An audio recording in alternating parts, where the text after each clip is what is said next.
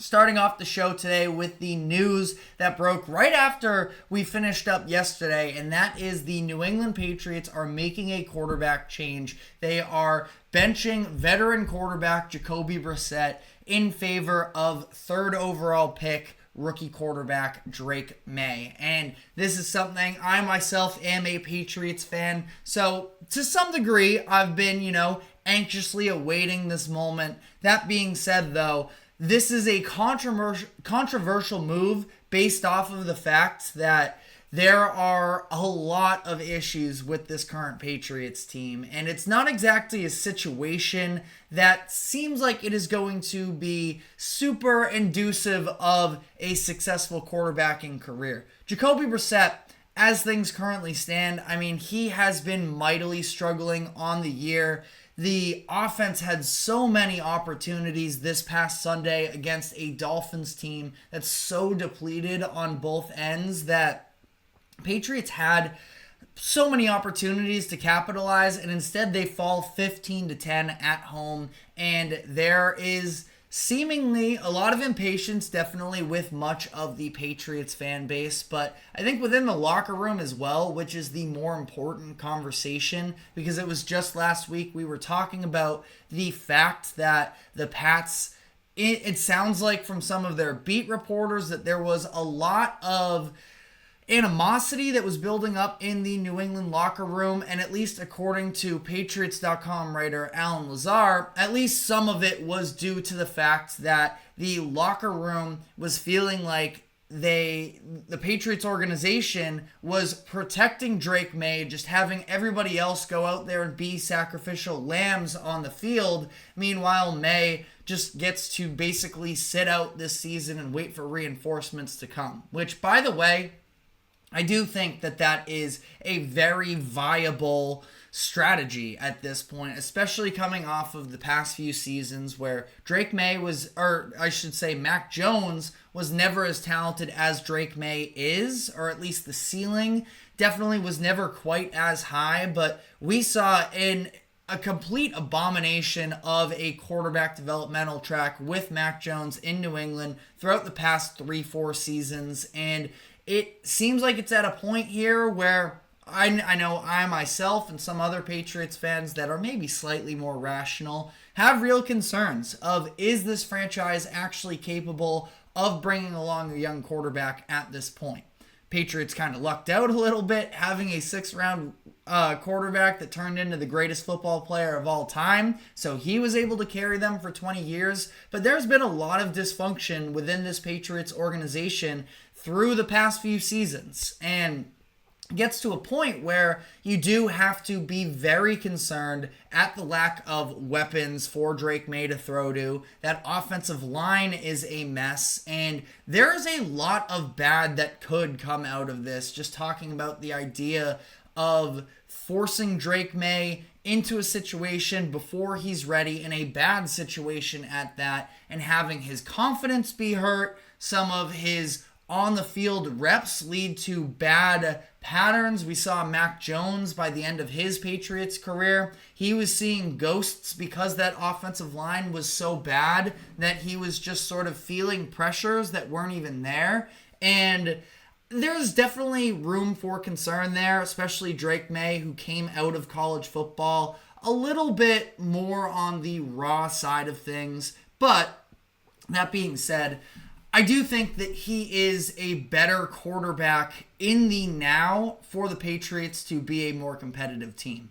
The question is that worth it? But Drake Maye, I do think that with the athleticism, he will be able to at least, I wouldn't fully say navigate the pocket, because honestly, I think Jacoby Brissett did a fine job of maneuvering back there.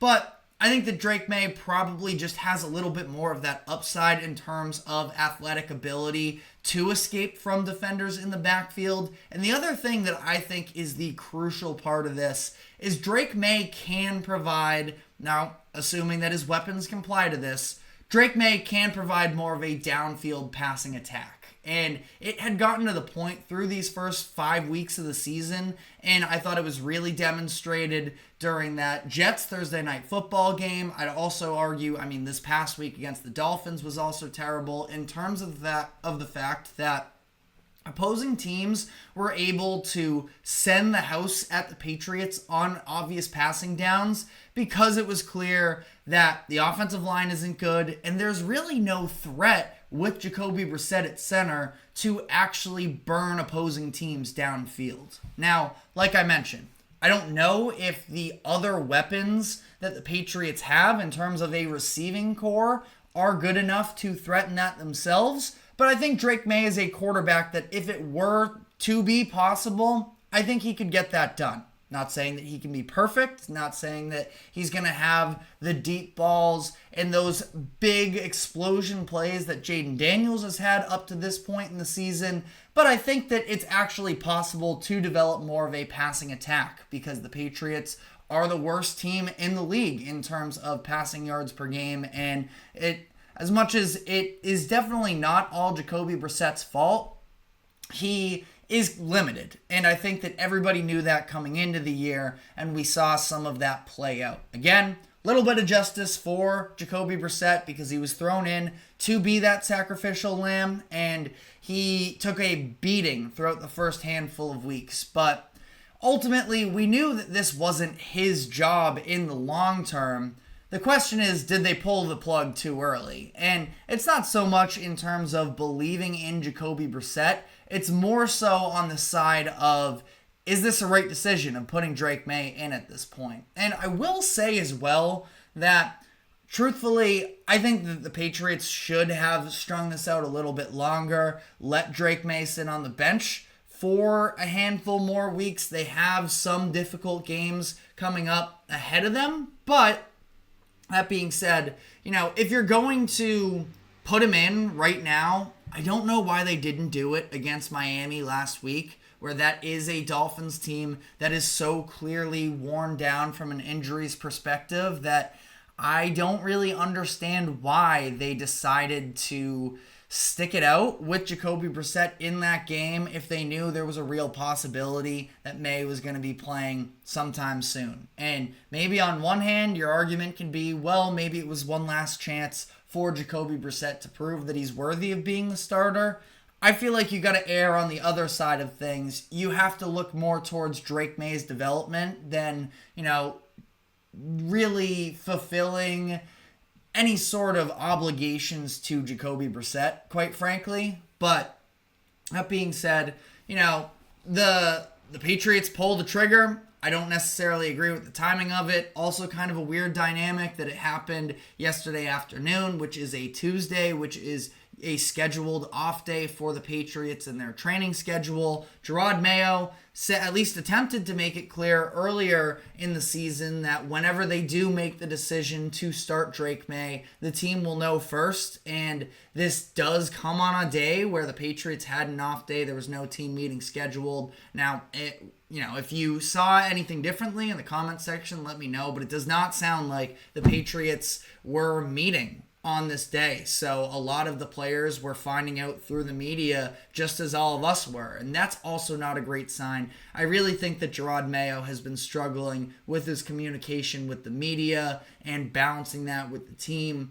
It's been a messy start. And truthfully, media is only so important. Like it is, especially as a young head coach, as you're trying to prove yourself. It is an important factor. Dan Campbell was very much scrutinized based off of, the way that he presented himself at these press conferences, biting people's kneecaps off. And, it was a little bit crazy, but it was then sort of eventually earned on the football field, and we've just come to love Dan Campbell for who he is. But I think that with some of the fourth down decisions, there were red flags with Dan Campbell. Point being, handling the media is important.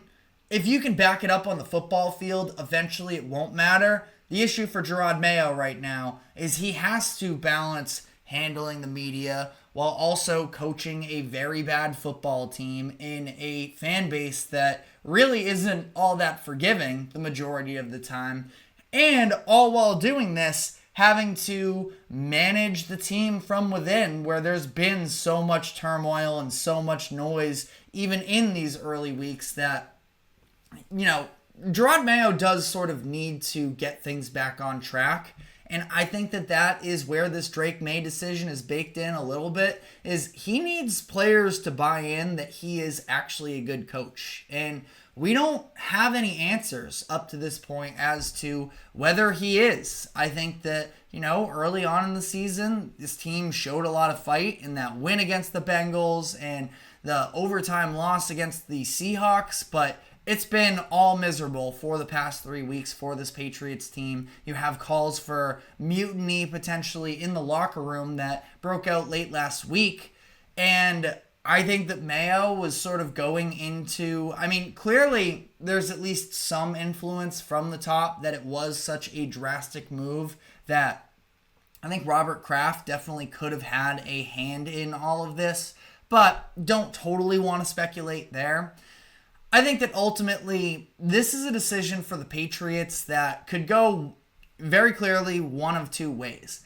I think that it will play out okay, that I am confident enough in Drake Maye, the prospect, and that he's going to be able to step into this role, and there's at least, a chance of some improved offense. The offensive line is still absolutely a mess. Ramondre Stevenson, if he can hold on to the football, he is a very good running back in my eyes. I understand 4 fumbles in the first 4 weeks. That's painful. And then against the Jets as well, didn't produce for them whatsoever. But I think that generally speaking here, Ramondre Stevenson seemed to have a bounce back week last week. Patriots need to establish the run and again, just have some semblance of a passing game. I understand to a lot of the national audience, Kendrick Bourne isn't a name that particularly stands out, but he is the Patriots' best wide receiver. He's had moments on this Patriots team the past few years. He was having a great 2023 before the torn ACL. He is now expected to be off of that snap count. He did play in that Dolphins game, but wasn't utilized all too much as he was still on a restriction. But now we're in a situation where Bourne is back. Ramondre Stevenson hopefully has overcome his bugaboos when it comes to fumbling. But, either way, it's going to be a long season ahead for the Patriots and for Patriots fan.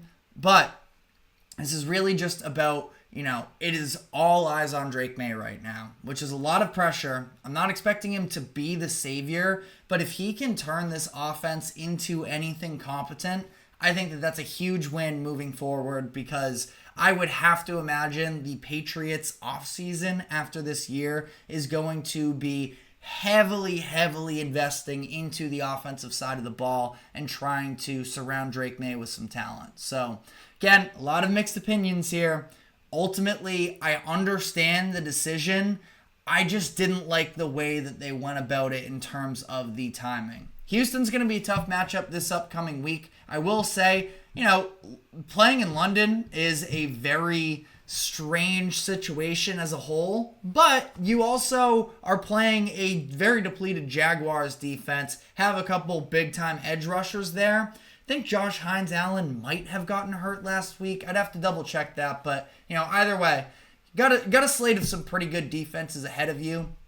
So hopefully they can capitalize on the Jacksonville game in particular and build some momentum coming back across the pond, but we will see. Let me know what your thoughts are in the comments section, as Drake Maye isn't the only rookie quarterback that might make their first career start this upcoming Sunday, as the New Orleans Saints are going to have to find another option, as Derek Carr is expected to miss multiple weeks and multiple games for this Saints team, and it sounds like Spencer Rattler, their rookie that they drafted in the 6th round, might be the front runner to start in place of Carr, at least for the time being. So I want to talk about that entire situation and just where the Saints stand at this point in the season in comparison to the NFC South and just their overall aspirations. But before we get into that, we do have to take a quick break. Do not go anywhere. We will be right back.